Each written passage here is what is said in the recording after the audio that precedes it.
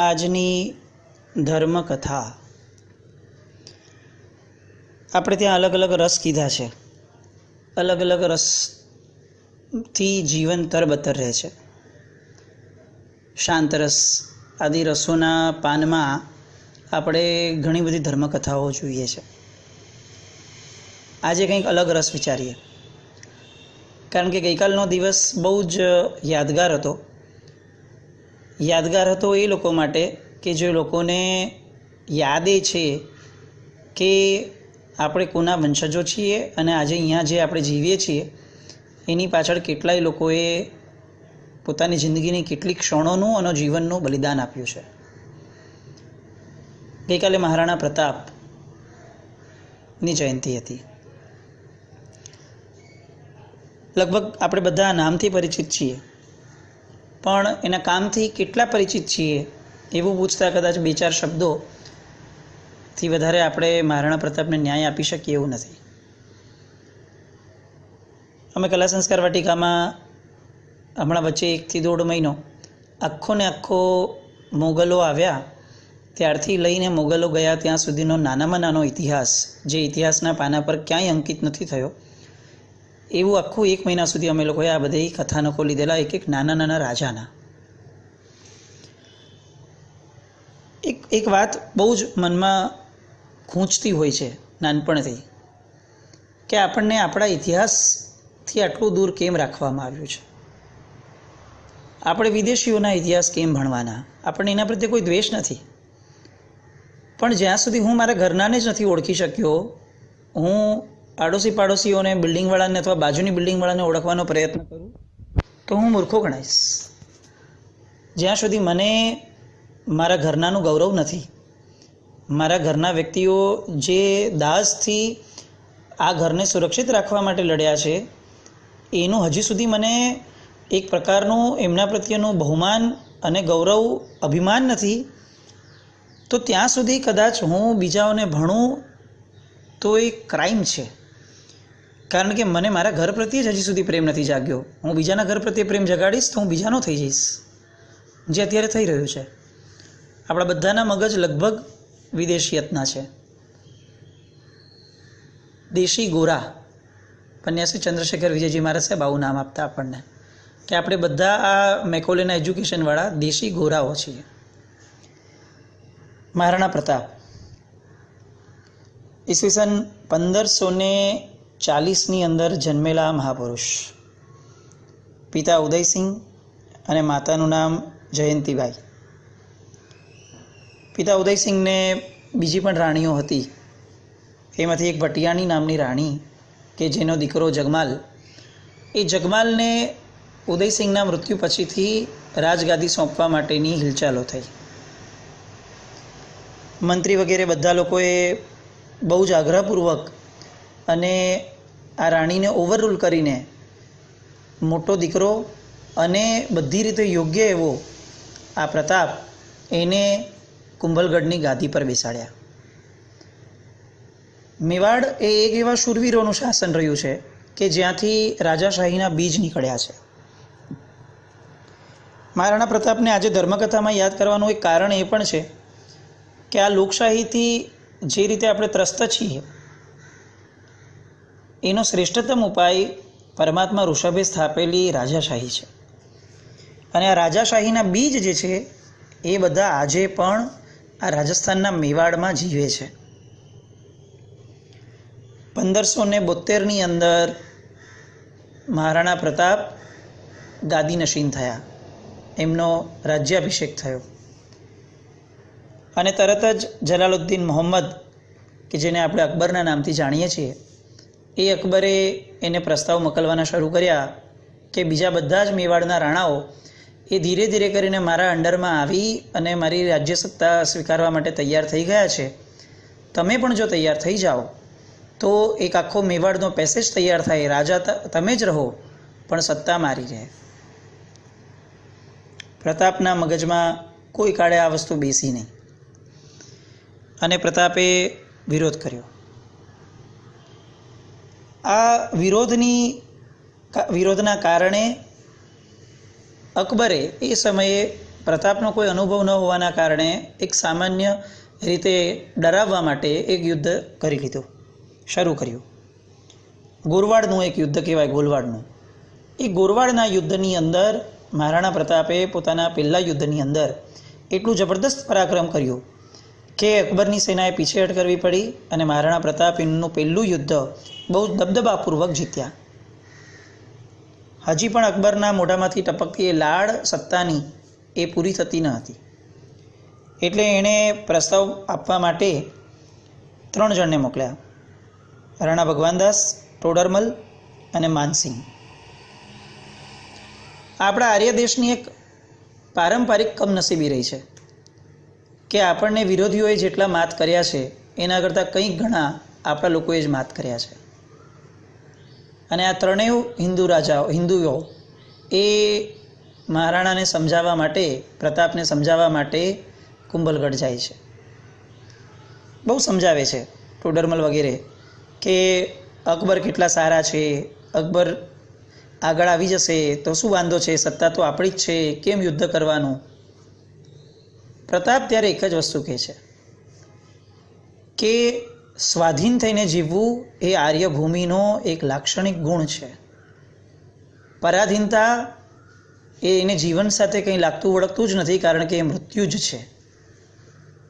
પરાધીન થઈને જીવવું એના કરતાં મૃત્યુને ભેટવું એ જ આર્ય સંસ્કૃતિમાં રહેલા લોકોનો સ્વભાવ છે, પરંપરા છે અને અમને મળેલો વારસો છે. એમાં પણ જે રીતે આ મોગલો આવ્યા હતા, અત્યારે ઇતિહાસ જે રીતે ભણાવવામાં આવે છે બાળકોને, મોગલોની છાપ બહુ સારી રહે એનું બહુ ધ્યાન રખાયું છે. કારણ કે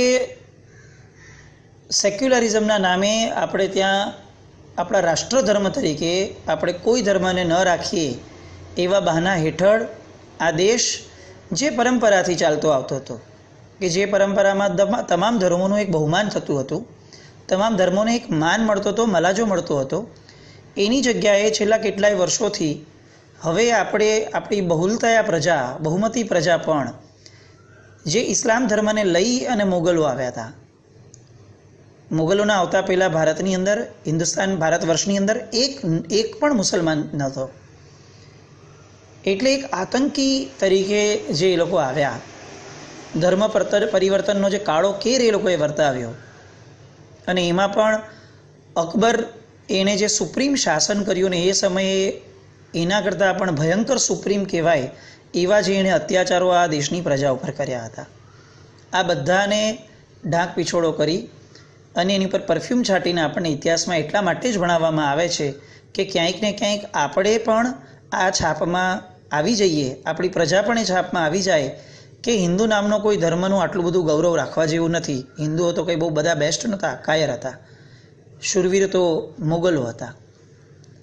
આપણા ઘરને કોઈ એક માણસ, બહારવટીયો કે લૂંટારો આવી અને આપણા ઘર પર રાજ કરીને વહી જાય અને પછી જ્યારે જાય એની પછીથી આપણા ઘરના બાળકોને જો શીખવાડવામાં આવે કે આપણા પૂર્વજોમાં દમ જ નહોતો અને આ લોકો જ બેસ્ટ હતા, તો હવે એટલું સમજીને ચાલવાનું કે આ ઘરને કોઈ પણ ક્યારે પણ લૂંટી લેશે.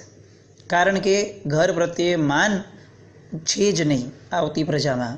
તો હવે આ ઘરનું રહેવું કે ન રહેવું બધું એક જ છે. બસ ભારત અત્યારે આ સ્થિતિમાં છે. અંગ્રેજો પણ સારા હતા, મોગલો પણ સારા હતા. બસ આ સ્થિતિમાં આપણે બધા જ એક ભયંકર વેદનામાં અત્યારે જીવીએ છીએ. મહારાણા પ્રતાપ, માનસિંહ એમને સમજાવ્યા આવ્યા પણ માનસિંહનું એમને વાત માની નહીં. અને માનસિંહે જ્યારે એમને રાત્રિભોજ માટે ઇન્વાઇટ કર્યા કે ચાલો આપણે બધા અહીંયા બેસી અને વાતો કરીએ અને કેટલીક ચર્ચાઓ કરીએ, એ સમયે પ્રતાપે એ ભોજની અંદર જવાનું ટાળ્યું. પોતે ન ગયા, ઘણા બધા બીજા રાણા ગયા પણ પોતે ન જ ગયા અને એમણે પોતાના પુત્ર કુંવર અમરસિંહને મોકલ્યા. એ પ્રસંગ પર ભીમ દોઢિયા નામનો એક વ્યક્તિ, એણે માનસિંહ સાથે શબ્દોનો વાદ વિવાદ શરૂ કર્યો અને માનસિંહને એને એટલી બધી રીતે સમજાવવા પ્રયત્ન કર્યો કે તું આ ગદ્દારી કેમ કરે છે, તું દ્રોહી કેમ બને છે, રાજસ્થાનની ભૂમિ એ પરાક્રમોની ભૂમિ છે, તું કાયર થઈ અને દુશ્મનની ખોળામાં જઈને બેસી અને એની વાતો કેમ કરે છે. અહંકાર ગવાયો અને માનસિંહે હવે અકબરને ચડામણી કરી અને એક યુદ્ધ શરૂ કરાવડાવ્યું જે યુદ્ધ ઇતિહાસમાં અતિશય પ્રસિદ્ધ છે, 1576 18મી જૂનથી શરૂ થયેલું એ યુદ્ધ હલ્દી ઘાટીના યુદ્ધ તરીકે ઓળખાય છે. આજે પણ હલ્દી ઘાટીમાં એ વોર મેમોરિયલ અને બીજા ઘણા બધા મ્યુઝિયમ્સ ત્યાં છે કે જ્યાં યાદીઓ છે. પણ પ્રોબ્લેમ એ છે કે આપણને એવું ભણાવવામાં આવે છે કે હલ્દી ઘાટીનું યુદ્ધ એ ફક્ત એક જ દિવસમાં પૂરું થઈ ગયેલું અને અકબર જીતી ગયેલા. ઇતિહાસ અલગ છે. ઇતિહાસ એમ કહે છે કે હલ્દી ઘાટીનું યુદ્ધ 1 મહિના સુધી ચાલ્યું અને આ 1 મહિનાની અંદરમાં ન કોઈ જીતી શક્યું ન કોઈ હાર્યું. અકબરની સેનાનો દબદબો અતિશય વધ્યો, પણ એ એટલી હદ સુધી એમણે આ રાણાઓ અને વીર યોદ્ધાઓનો સામનો કરવો પડ્યો કે એ લોકો છેક સુધી સેટલ થઈ જ નહીં શક્યા અને એમાં પણ પ્રતાપને પકડવાના બધા જ પ્રયત્નો નિષ્ફળ ગયા. એક નામ જે ક્યાંય પ્રસિદ્ધ નથી, એ છે ઝાલામાન. આ ઝાલામાન એ એક નાના સેનાપતિ હતા પ્રતાપના. હલ્દી ઘાટીના યુદ્ધની અંદર જ્યારે પ્રતાપ પ્યોરલી પકડાઈ જવાની અણી પર છે, એવા સમયે ઝાલામાન એ આવી અને મહારાણા પ્રતાપના દેહ ઉપર જે પણ ભાલા વગેરે લાગવાનો છે એને પોતાના શરીર પર લઈ પોતાનો ઘોડો મહારાણાને આપી અને એમ કહેવાય છે કે આ ઝાલામાને એમના કપાઈ ગયેલા ડોકા પછી પણ કેટલીક મિનિટો સુધી, કેટલાક ક્ષણો સુધી, લગભગ ખાસા એવા સમય સુધી એના ધડે, માથા વગરના શરીરે યુદ્ધ કર્યું અને યુદ્ધમાં મોગલોને એમણે રોકીને રાખ્યા, જેના કારણે મહારાણા પ્રતાપ ત્યાંથી પલાયન થઈ શક્યા ચેતકને લઈને. ચેતક રસ્તામાં ઘવાયો અને ચેતક ઘોડો મૃત્યુ પામ્યો. આ એવો દેશ હતો કે જ્યાંના પ્રાણીઓ પણ આ દેશના ગૌરવ માટે જીવ આપતા અચકાતા નહોતા. પછી એ મહારાણા પ્રતાપનો ચેતક હોય કે પછી જેની ગાથા અત્યારે ગવાઈ રહી છે મહારાષ્ટ્રમાં પિક્ચર દ્વારા, એની ઘો લક્ષ્મી હોય. આ બધાએ જે કોંઢાણાનો કિલ્લો પણ જીતાયો, આ કોંઢાણાની પાછળ પણ લક્ષ્મી નામની ઘો એનો બહુ મોટો હાથ હતો. ઝાલામાને બચાવ્યા અને એવું કહેવાય છે કે મોગલોએ હલ્દી ઘાટીનું યુદ્ધ પૂરું ન થવાના કારણે ત્યાં ધામા નાખ્યા, પણ ત્યાંની પ્રજાની એટલી બધી નફરત એમણે સહન કરવી પડી, એટલી દ્રઢતા ત્યાંની પ્રજામાં હતી કે કોઈ ધર્મ પરિવર્તન તો બહુ દૂરની વસ્તુ હતી, એ લોકોને અન્ન આપવાની પણ આ નગરીની તૈયારી નહોતી. છેવટે આ અકબરના સૈનિકોએ પોતાના જ ઘોડાઓને મારી નાખી અને એનું માંસ ખાઈને દિવસો પસાર કરવા પડતા હતા અને છેવટે કંટાળી અને અકબરે પોતાની સેના પાછી બોલાવી લીધી. આ હતું હલ્દી ઘાટીનું પરિણામ. અને આપણને કહેવામાં આવે છે કે હલ્દી ઘાટીનું યુદ્ધ અકબરે જીતી લીધું 1 જ કલાકમાં. હલ્દી ઘાટીના યુદ્ધ પછીથી હવે મહારાણા એ જંગલોની અંદર ફરે છે. પોતાના પુત્ર અને બીજા પણ એની હારના જે નાના મોટા સૈનિકો બધાને લઈને નીકળ્યા હતા, એ લોકોને બહુ જ ખરાબ સ્થિતિમાં દૂધ માટે પણ ટળવળતા જોઈ અને પ્રતાપનું હૈયું ભાંગી ગયું. એટલા હતાશ થઈ ગયા કે હવે એમને લાગ્યું કે મારે અહીંયાથી પલાયન થઈ બીજા રાજ્યમાં વહી જઈને મારી બાકીની જિંદગી આ લોકોને સુખેથી જીવડાવી છે. અને એ જ સમયે એમને ત્યાં આવ્યા પ્રખર દેશભક્ત અને સ્વામી ભક્ત એવા મંત્રી ભામાશા. એમણે રાણાને અટકાવ્યા કે તમે ગમે તેમ કરી અને બહાર ન જાઓ અને દેશની ખાતર ફરીથી જંગ આદરવા માટે અગ્રેસર બનો. પ્રતાપે કીધું કે મારી પાસે ન સૈનિક છે ન સંપત્તિ છે, હું કઈ રીતે મુગલ શહેનશાહનો સામનો કરી શકીશ. અને ભામાશાહે કીધું કે હું આપને ધન આપીશ, એના દ્વારા તમે શહેનશાહ અકબર સામે લાંબા વખત સુધી યુદ્ધ ખેલજો. ભામાશાહ ઘરે આવે છે. પોતાની પત્ની લક્ષ્મી, આપણે ભામાશાહને બહુ યાદ કરીએ છીએ, આ લક્ષ્મીજીને ક્યારેય પણ યાદ નથી કર્યા. આ લક્ષ્મીને એણે વાત કરી કે મને આવી રીતે મહારાણા મળ્યા જંગલમાં અને સ્વતંત્રતા માટે યુદ્ધ એમને કરવું છે, પણ હવે શું થઈ શકે? મેં એમને કીધું તો છે, પણ હું કેટલે પહોંચી શકીશ મને ખબર નથી. અને ત્યારે આ લક્ષ્મીએ પોતાના ભોયરાની ચાવી એને ભામાશાહના હાથમાં મૂકી. આ એવું ભોયરું હતું કે જે ભોયરાની અંદર લક્ષ્મીએ ઘર વહીવટ કરતાં કરતાં જેટલું પણ ધન બચ્યું હોય એ અને કેટલુંક ધન કે જે ભામાશાને ખ્યાલ પણ ન હતો કે આપણી આગળ આટલી સંપત્તિ અહીંયાથી લેવાની બાકી હતી ને, એ બધાનો જે વહીવટ કર્યો અને એ જે એને સંભાળીને રાખેલું એ એણે આખું આ ભોયરામાં ભરીને રાખ્યું હતું. અને ત્યારે હાથમાં ચાવી મૂકતા એક શબ્દ કહે છે કે ભોયરામાં જેટલું ધન છે એ બધું જ ધન રાણાને પહોંચાડી દેજો. ધન સમર્પણ કરતી વખતે મનમાં નાનકડો પણ એવો વિકલ્પ નહીં કરતા કે તમે એને સહાય કરી છે, કારણ કે સહાય તો એ આપણને કરે છે. અને ક્યારે પણ આ ધન પાછું લેવાની ઈચ્છા રાખશો નહીં, કારણ કે આ એમનું જ ધન છે જે આપણે એને સમર્પિત કરીએ છીએ. મેવાડની ધરતી અને રાણાઓના રાજમાં રહીને જ આપણા પૂર્વજોએ આ વિપુલ ધન સંપત્તિ મેળવી છે. હવે આ ભૂમિમાંથી મળેલી સંપત્તિ જો એમના લાલન પાલન માટે કામમાં ન આવે, માતૃભૂમિના ઉદ્ધાર માટે કામમાં ન આવે, તો પછી ધિક્કાર છે આવી સંપત્તિને, ધિક્કાર છે આપણા ધર્મને. લક્ષ્મીના શબ્દોએ ભામાશાના ઉત્સાહમાં પ્રાણ પૂર્યા. આપણને ભામાશા એટલા બધા ઉદાર લાગે છે, પણ આ ભામાશાના મૂળમાં રહેલી આ લક્ષ્મી, કોઈ પણ પુરુષ, આર્ય પુરુષોના મૂળમાં ક્યાંક ને ક્યાંક આર્ય સ્ત્રી એક મળશે જ કે જેને પ્રેરણાનું બળ બન્યું હશે. અને ધન અપાયું. કેટલું ધન હતું? તો કે 12 વર્ષ સુધી 25,000 સૈનિકોનો સંપૂર્ણપણે નિર્વાહ થઈ શકે અને એમને શસ્ત્રો મળી શકે. 25,000 સૈનિકોને 12 વર્ષ સુધી સાચવે એટલું ધન એકલા ભામાશા અને આ લક્ષ્મી દેવી પાસેથી મળ્યું.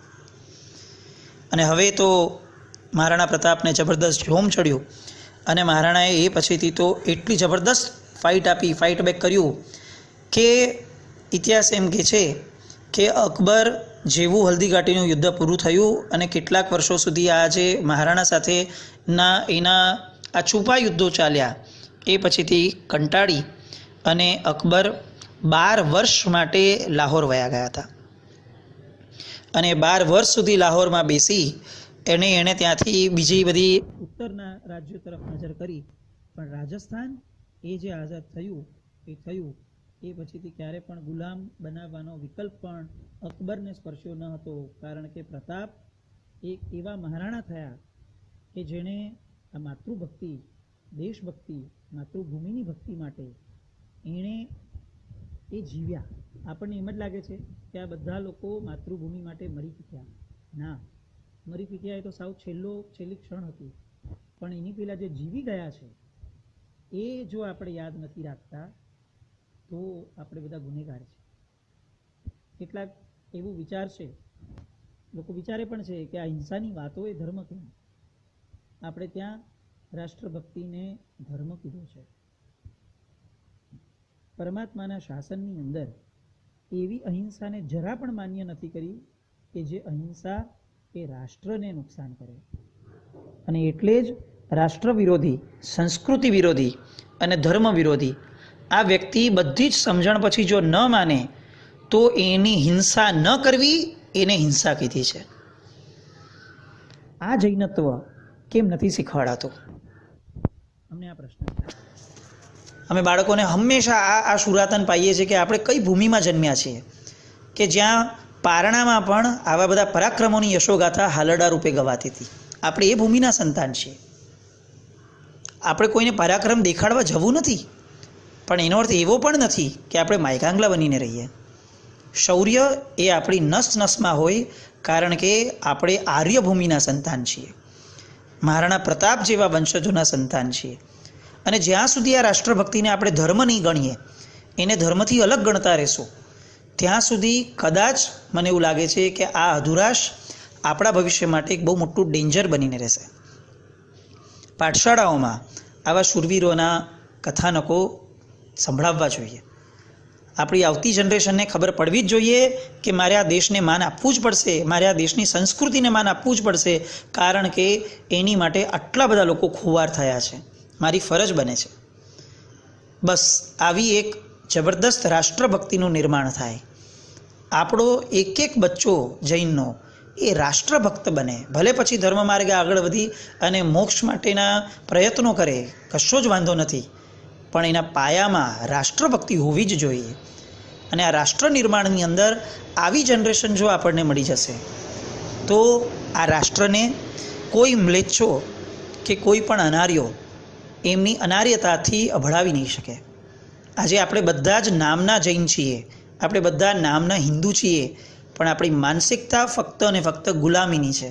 આપણી માનસિકતાની અંદર આ મોગલો અને અંગ્રેજો એની સંસ્કૃતિની બહુ મોટી છાપ છે, કારણ કે આપણને આપણી સંસ્કૃતિનું ગૌરવ અપાયું જ નથી. આવો ખુમારી પ્રગટાવીએ, શૌર્ય પ્રગટાવીએ અને સૌથી પહેલાં આપણી માનસિકતાની અંદર આ બધા મહાપુરુષો જે કરી ગયા એ ધર્મ હતો, એ ધર્મથી ભિન્ન ન હતું, આવી એક માન્યતાને દ્રઢ કરીએ.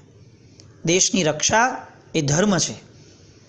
બસ આવી કંઈક માન્યતાઓથી આવા બધા ચરિત્રો કે જે આપણને અલગ ઇતિહાસ દ્વારા સમજાવવામાં આવ્યા છે એને કરેક્ટ કરી અને આપણી આવતી પેઢી સુધી જે રીતે બની છે ઘટનાઓ એ રીતે એમના સુધી પહોંચાડીએ અને એમનામાં પોતાના ધર્મ, પોતાની સંસ્કૃતિ અને પોતાના શાસન માટે મરી ફીટવાની નહીં, જીવી ફીટવાની હિંમત મળે એવું કંઈક આપણે બધા એક બીજારોપણ કરીએ અને આપણી એક એક ક્ષણ આ સંસ્કૃતિ માટે જીવાય એવા જે આદર્શ આપણને પન્યાશ્રી ચંદ્રશેખર વિજયજી મહારાજ સાહેબ જેવા મહાત્માઓ અને કંઈ કેટલાય શૂરવીરો આપણને આપતા ગયા છે, આપણે બધા એને અનુસરીએ અને એ ધર્મને આપણે પણ સ્પર્શીએ. આજે અંગ્રેજોનો મધર્સ ડે છે, આપણે આજે આપણી માતૃભૂમિ માટે જે લોકો ખુવાર થયા એને નમન કરીએ અને એમને કહીએ કે તમારી ખુમારી, તમારી માતૃદેશની માતૃભૂમિ પ્રત્યેની ભક્તિ અમારામાં પણ પ્રગટે એવા આશીર્વાદ લઈએ. પ્રણામ.